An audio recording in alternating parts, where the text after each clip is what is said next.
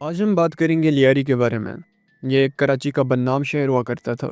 यहाँ पर लोगों की ज़िंदगी ज़्यादातर कारोबार रोज़गार से चलती है। लेकिन एक वक्त ऐसा भी आया था जब इस शहर की गलियों में खून खराबा आम हो चुका था।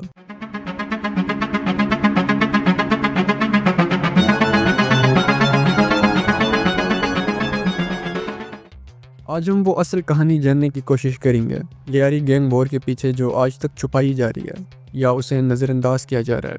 आज हम आपको वो सब बताएंगे और इस कॉन्फ्लिक्ट में कौन कौन इन्वॉल्व थे, जैसे कि रहमान डकैत, चौधरी असलम, और इस कॉन्फ्लिक्ट में पॉलिटिकल पार्टीज भी इन्वॉल्व थी। आज हम आपको वो सब बताएंगे। तो अब शुरू करते हैं लियारी की कहानी। आखिर ये स्टार्ट कैसे हुई और ये ख़त्म कैसे हुई। लियारी सिर्फ गैंगस्टर्स का अड्डा नहीं था। यहाँ की बुनियाद बहुत पुरानी है।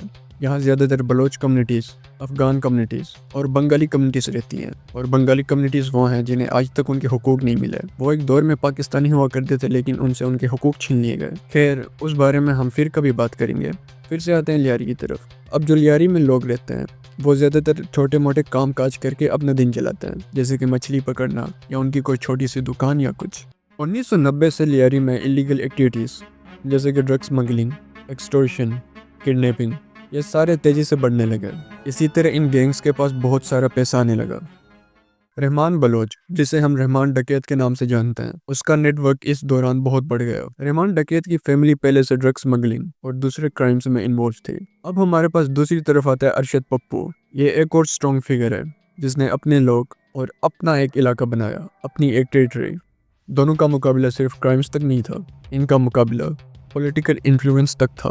रहमान डकैत ने अपनी एक ऑर्गेनाइजेशन बनाई, उसका नाम रखा पीपल अमन कमेटी। यह सिर्फ एक गैंग नहीं थी, बल्कि एक समाजी और सियासी इदारा बन चुका था। रहमान डकैत की ऑर्गेनाइजेशन ने लियारी में सिक्योरिटी और वेलफेयर का काम भी शुरू कर दिया। वो सबको दिखाना चाहते थे कि वो साफ लोग हैं, लेकिन साथ ही उनकी पावर क्रिमिनल एक्टिविटीज से भी जुड़ी हुई थी, जैसे कि एक्सटॉर्शन, किडनैपिंग और टारगेट किलिंग। और इसी दौरान कुछ पॉलिटिकल पार्टीज, खासतौर पर पीपीपी के कुछ लोगों ने रहमान डकैत की ऑर्गेनाइजेशन और उनके लोगों का इस्तेमाल किया अपने पॉलिटिकल फायदे के लिए। अरशद पप्पू, जो एक अलग गैंग के लीडर थे, उसने रहमान डकैत की ग्रोइंग पावर को चैलेंज किया। इसी तरह दोनों ग्रुप्स के दरमियान खून खराबे शुरू हो गए। और ये खून खराबे इसलिए थे कि ये दोनों एक दूसरों के इलाकों को कब्जा कर सके। इन्हें लगता था कि कराची इनके बाप दादा का है। इस खून खराबे में सिर्फ ये दो गैंग्स इन्वॉल्व नहीं थी, यहाँ पर सिविलियंस भी फंस चुके थे। अब लियारी की सड़कें खून से भर चुकी थी, दुकान बंद थे, कारोबार बंद थे, और जो लोग थे अपने घरों में छुपे हुए थे। स्टेट ने भी लियारी की सिचुएशन को नज़रअंदाज नहीं किया। उन्होंने चौधरी असलम, एक नंबर पुलिस ऑफिसर को लियारी की टास्क फोर्स टीम की लीडरशिप दी। उनका मकसद था कि वो लियारी के गैंग्स को कमज़ोर कर दे और उन्हें ख़त्म कर दे। असलम की टीम ने लियारी में कई ऑपरेशंस किए। उस दौरान उन्होंने कई गैंगस्टर्स को मारा। फिर आता है 9 अगस्त 2009।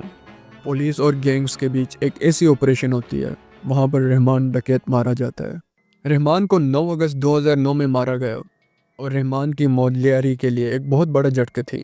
रहमान की मौत के बाद रहमान की ऑर्गेनाइजेशन को उज़ैर जान बलोच ने संभाला, और उसके बाद इस ऑर्गेनाइजेशन को बहुत सारी पॉलिटिकल पार्टीज़ ने अपने फ़ायदे के लिए इस्तेमाल किया।